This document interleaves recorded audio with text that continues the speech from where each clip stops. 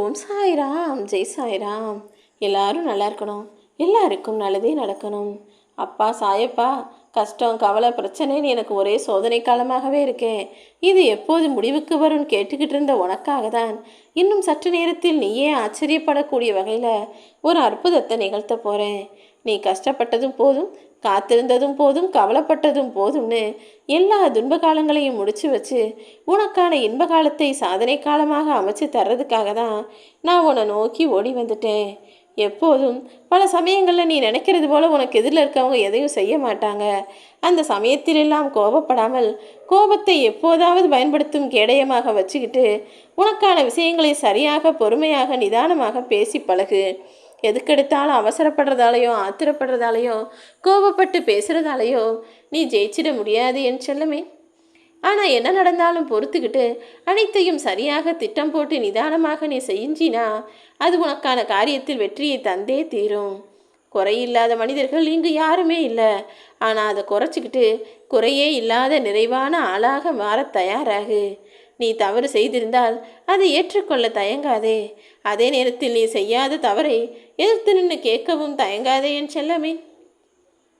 உழைப்பின் சக்தி இந்த உலகத்தில் மிகவும் உன்னதமானது. அதை வெற்றி கொள்ளும் ஆற்றல் வேறு எந்த சக்திக்கும் கிடையாது. எல்லாமே தெரிஞ்சாலும் சில இடங்களில் எதுவுமே தெரியாதது போல அப்பாவியாக யதார்த்தமான ஆளாக நீ இருந்துவிடு. அந்த நல்ல பண்பு தான் உன் வாழ்க்கையில் உன்னை உயரத்துக்கு கொண்டு செல்லும்.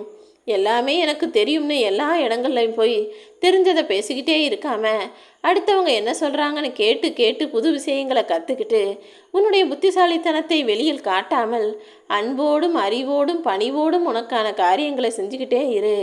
எந்தவித சின்ன காரியத்தை செய்யும் போதும் கூட கவனம் சிதறாமல் முழு முயற்சி அதுக்கு கொடுத்து முழு அர்ப்பணிப்போடு அதை சரியாக செஞ்சு முடி.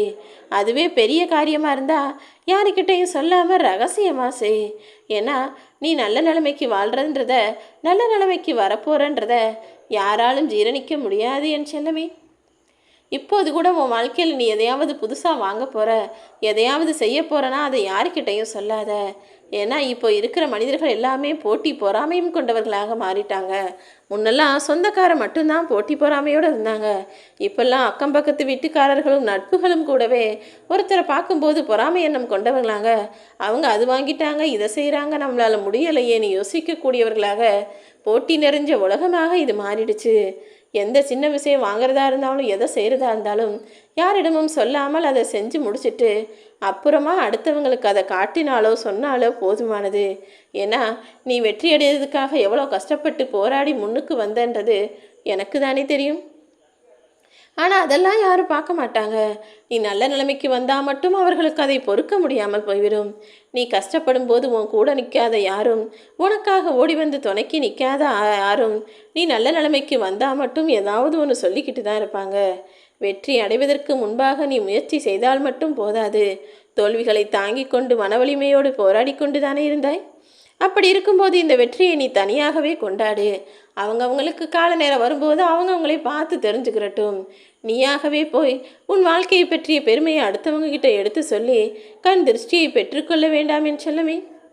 உனக்கான பாதை இதுதான் தெரிஞ்சுக்கிட்டு அதை தைரியமாக துணிந்து போராடி ஜெயிச்சு காட்டு. உனக்கென படைக்கப்பட்ட எதுவுமே நிச்சயமாக உன்னை விட்டு வேறு யாருக்கும் போய் சேராது. நீ வசதியாக வாழ வேண்டும் என உழைப்பதை விட வறுமை இல்லாமல் வாழ வேண்டும்னு நினச்சி உழைக்கப்பாரு. நிச்சயமாக உனக்கான வசதி வாய்ப்புகளை நான் அள்ளி கொடுக்குறேன். நீ பயந்தினா வாழ்க்கை உனக்கு இன்னும் இன்னும் பயம் காட்டிக்கிட்டே தான் இருக்கும். ஆனால் நீ துணிஞ்சு நின்னா வாழ்க்கை உனக்கு வழிகாட்டி ஒதுங்கி போகும் என் செல்லமே. உனக்கு எதிரி வெளியில தான் இருக்கான்னு மட்டும் நினச்சிடாத. உன்னை சுற்றி இருக்கிறவங்களும் பல பேர் உனக்கு எதிரியாக இருந்து உனக்கு கெடுதல் நினச்சிக்கிட்டு வாழ்ந்துக்கிட்டு தான் இருக்காங்க.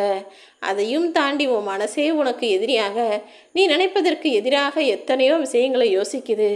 நீ ஏதாவது ஒரு விஷயம் நல்லது நடக்கணும்னு நினைக்கும் போதே அது நடக்காமல் போயிடுச்சுன்னா என்ன செய்வன்ற எதிர்மறை யோசனையையும் உன் மனம் உனக்குள் கேட்கிறது தானே. அதனால் முதல்ல ஓ மனசை நீ ஜெயிக்க பழகு. ஓ மனசை தெளிவாக ஆக்கிக்கிட்டு அப்புறம் அவமானம் அனுபவமும் கற்றுக் கொடுத்த பாடங்களை வச்சு உன் வாழ்க்கையில் ஜெயிக்க தயாராகு. உன் அவமானங்களை தாண்டி நீ பெற்ற வெற்றியானது காலாகாலத்திற்கும் எப்போதும் உன்னோட நிரந்தரமாக நிலச்சி நிற்கக்கூடியதாக இருக்கும்.